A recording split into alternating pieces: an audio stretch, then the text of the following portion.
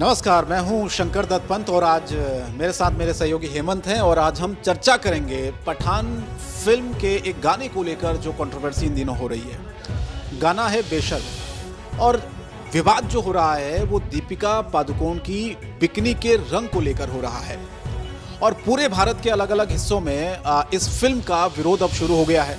कई जो हिंदू संगठन हैं वो ये कह रहे हैं कि फिल्म को हम बैन कर देंगे, फिल्म रिलीज़ नहीं होने देंगे। कई जो साधु संत थे उनका भी बयान पिछले कुछ दिनों पहले ही आया था कि फिल्म अगर चलेगी, फिल्म रिलीज़ होगी तो थिएटर को जला दिया जाएगा।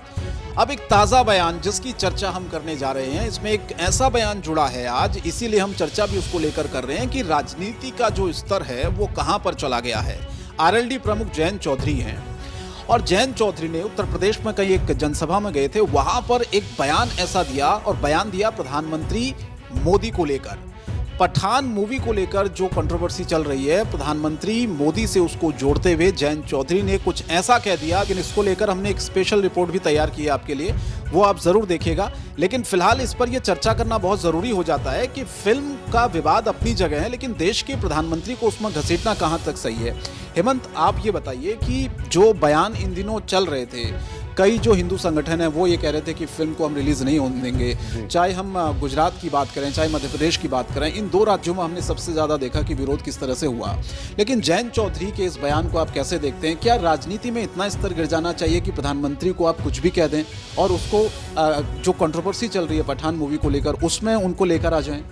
बिल्कुल, देखिए क्योंकि नेताओं का अगर जिक्र करते हैं तो नेताओं में खासकर जयंत चौधरी का अगर जिक्र किया जाए तो हमेशा से अपने बयानों को लेकर सुर्खियों में रहते हैं। लेकिन ये जो स्थिति है पठान मूवी को लेकर, एक तरफ आपने भी जिक्र किया कि हिंदू संगठन, ऐसे कई संगठन है जो विरोध प्रदर्शन कर रहे हैं, सड़कों पर उतरे हैं कि इस मूवी में दरअसल जो अश्लीलता परोसी गई है, भगवा रंग को लेकर जो नाराजगी है उसको लेकर विरोध किया जा रहा है। न केवल हिंदू संगठन है बल्कि मुस्लिम संगठन भी सड़कों पर उतर के विरोध प्रदर्शन कर रहे हैं कि पठान का जो जिक्र आप जैसे कि जानकारी दे रहे थे तो उनमें उसको लेकर भी एक नाराजगी है कि इस्लाम का इसमें अपमान है और इसको लेकर वो सड़कों पर उतर के विरोध प्रदर्शन कर रहे हैं और सेंसर बोर्ड से अपील कर रहे हैं कि इस मूवी को थिएटर में ना लगने दिया जाए। अगर लगाई जाती है तो फिर उग्र प्रदर्शन होगा, नाराजगी होगी। लेकिन दूसरी तरफ नेता, जनप्रतिनिधि जो कि लोगों द्वारा चुने जाते हैं, वो जिक्र दरअसल उस मूवी के समर्थन में करते करते देश के प्रधानमंत्री का अपमान कर दें तो ये वाकई हैरान और परेशान कर देने वाला विषय है कि जयंत चौधरी की ओर से जो जिक्र किया गया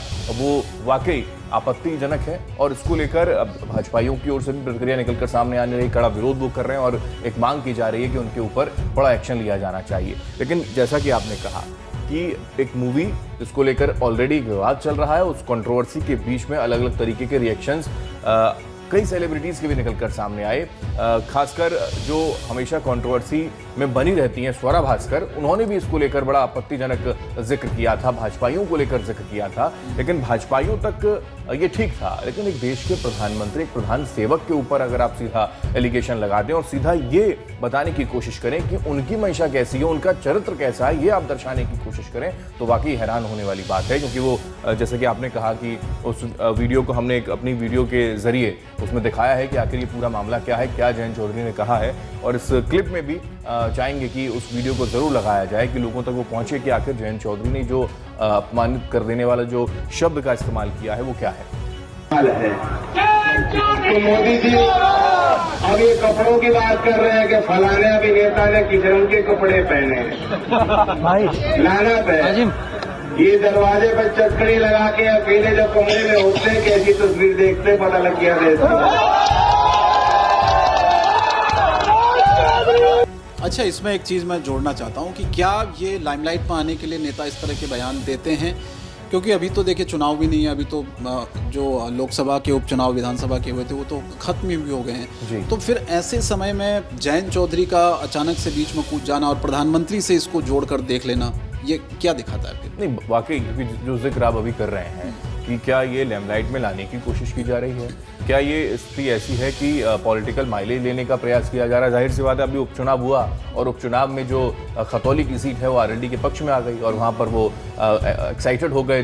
खुद जयंत चौधरी वहाँ पर प्रचार करने के लिए पहुँचे थे और उस वक्त भी कई तरीके के जो बयान उन्होंने दिए वो सुर्खियों में रहे थे। लेकिन यहाँ जाहिर सी बात है कि नेताओं की ओर से अक्सर इस तरीके का जिक्र करना, जो मामला वाकई लाइमलाइट में है उसमें अपना अगर वो बयान दे देते हैं तो आग में घी डालने जैसा होता है, और वही ये स्थिति है। अब इसको लेकर एक अलग विवाद खड़ा होगा। देश के प्रधानमंत्री को अपमानित करने के विषय में भाजपाई सड़कों पर उतरेंगे, विरोध प्रदर्शन करेंगे, मांग करेंगे जयंत चौधरी के खिलाफ कि उनके खिलाफ एक्शन होना चाहिए। जाहिर है कि ऐसे बयान में और ज्यादा कंट्रोवर्शियल अगर जिक्र आप कर देते हैं तो फिर आप लेमलाइट में आ जाते हैं। लेकिन हैरानी है कि देश के प्रधानमंत्री को लेकर नेताओं, क्योंकि ऐसा ये बात बिल्कुल ठीक है, राजनीति का स्तर बहुत ज्यादा गिर चुका है और बयानबाजियां इस कदर हो रही हैं कि देश के प्रधानमंत्री उनका जो पद है, उनकी जो गरिमा है, उसका ख्याल बिल्कुल नहीं रखा जाता।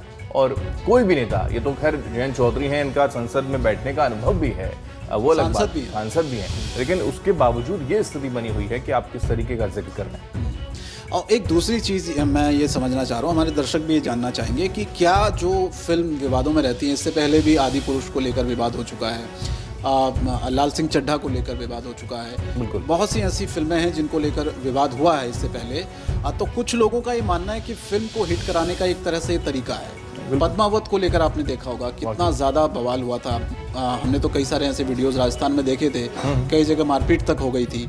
तो क्या ये हिट कराने का फंडा है? सेंसर बोर्ड इसमें, अगर वाकई में फिल्म में कुछ ऐसा है तो फिर सेंसर बोर्ड से वो कैसे पास हो जाती है फिल्म? बिल्कुल, सेंसर बोर्ड में पठान भी होगी पास। बिल्कुल, सेंसर बोर्ड में इसको तुरंत बीच में आकर कहीं कोई जिक्र कर देना चाहिए। एक तरफ देश के अंदर माहौल बन रहा है कि आप एक पर्टिकुलर वर्ग को लेकर, पर्टिकुलर वर्ग एक नाराज है कि भगवा रंग को लेकर आपने जो विवाद हो रहा है, दूसरा अश्लीलता उसमें जो परोसी जा रही है, तीसरा एक एंगल खुद मुस्लिम संगठनों की ओर से जोड़ दिया गया कि एक पठान है और पठान जो है इस तरीके का चरित्र उसका नहीं होना चाहिए, ये नाराजगी है। और उसके बावजूद भी सेंसर बोर्ड की ओर से कोई प्रतिक्रिया नहीं आई, या सेंसर बोर्ड क्या करने वाला है इसको लेकर अभी कोई जानकारी नहीं, और ना ही उच्च पदों पर बैठे हुए जो बुद्धिजीवी हैं, जो बॉलीवुड से, इंडस्ट्री से जुड़े हुए हों, सेंसर बोर्ड से जुड़े हों, पूर्व चेयरमैन हो, उनकी ओर से भी कोई रिएक्शन नहीं आ रहा। लेकिन दूसरी तरफ ये रिएक्शन जरूर आ रहा है कि बिकनी अगर पहन ली है और उसको लेकर अगर आप विरोध कर रहे हैं तो आप ये समझदारी नहीं आती।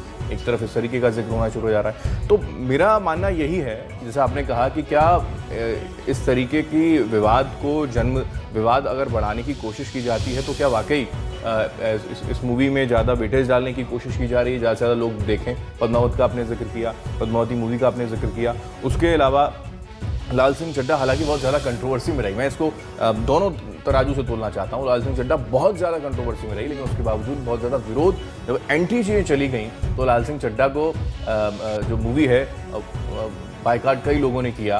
आमिर खान खुद रिएक्ट कर गए, करीना कपूर रिएक्ट कर गई, और उसके बाद क्या हुआ हम सब जानते हैं, कलेक्शन वो कर नहीं पाई। लेकिन पठान को लेकर मुझे लगता है कि शायद वो सिनेरियो नहीं रहेगा जो लाल सिंह चड्ढा में है, क्योंकि जो कंट्रोवर्सी आती है और उसके अंदर क्या है, एक कम्युनिटी को लेकर अगर आप टारगेट करने की कोशिश करते हैं, यहाँ दोनों ही संगठन नाराज हैं, ये स्थिति है। हिंदू संगठन भी, मुस्लिम संगठन भी नाराज हैं। उलिमाओं को उससे जिक्र किया जा रहा है कि इस मूवी को बैन कर देना चाहिए। लेकिन जो आपने कहा कि क्या ऐसे कंडीशन में बहुत ज़्यादा माइलेज मिल जाता है, तो ये जाहिर सी बात है कि ऐसी स्थिति में नरोत्तम मिश्रा का वो बयान आप सुन लीजिए, जिसमें उन्होंने कह दिया कि मध्य प्रदेश के अंदर तुम इसे बैन कर देंगे, सिनेमा थिएटर में इसको लाने ही नहीं देंगे।